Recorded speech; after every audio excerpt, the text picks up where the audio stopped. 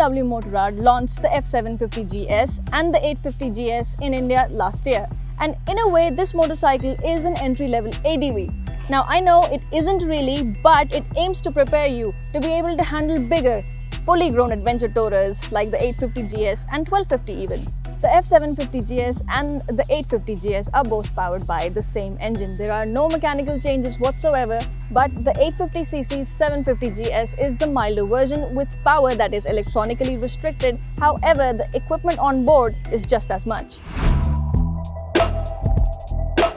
The F750 GS is targeted at younger riders who are just graduating to big adventure motorcycles with 77 brake horsepower in comparison to F850's 95 bhp. But it looks and feels proper. The design has every bit of the GS DNA with a slim tail and a chunky fuel tank and a pointy nose up front.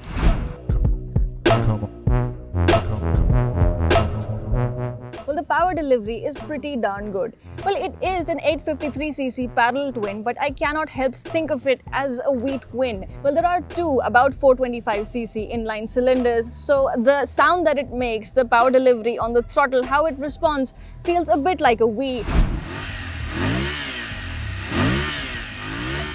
And this could be a good thing or a bad thing considering if you like V's. The sound that it makes. Well, I'll be honest, I'm not a big fan of it, but then this is a stock exhaust and BMW do have the option of a slip-on Akrapovic. To make it sound better, it is over 2 kilograms lighter and it makes it more torquey as well.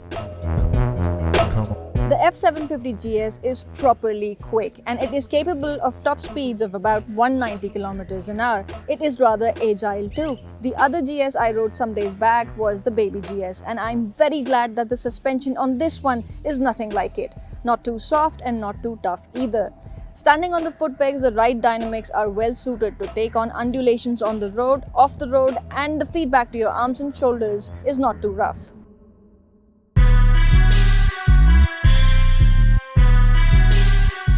I happen to ride a quarter-litre sports motorcycle every day and surprisingly, the F750 delivered almost as much ease while filtering through traffic. It is a very comfortable place to be on. I mean, the seat is huge, you can almost serve breakfast on it, and at some point you might. You must. You buy a bike like this, it's very likely you will take it long-distance touring. The seat height can be lowered to 770 mm, which means you don't have to be a giant in order to handle this bike well. However, if you are, it can also be raised to 830 mm. Now, before we sum it up, let's talk about the electronic gadgets on board, which there are a lot many. It gets rain and road riding modes as standard, and there's also the optional Pro package with dynamic and enduro to make it more off-road friendly. Lights are all LED and an optional quick shifter is also available. The TFT screen is superbly informative. There's also smartphone connectivity, so navigations, calls and music can be managed easily. BMW Motorrad has an elaborate list of accessories: panniers, center stand, electronic suspension adjustment, enduro footrests, large windscreen and a lot more. One very important accessory though is the engine guard, which is not available stock.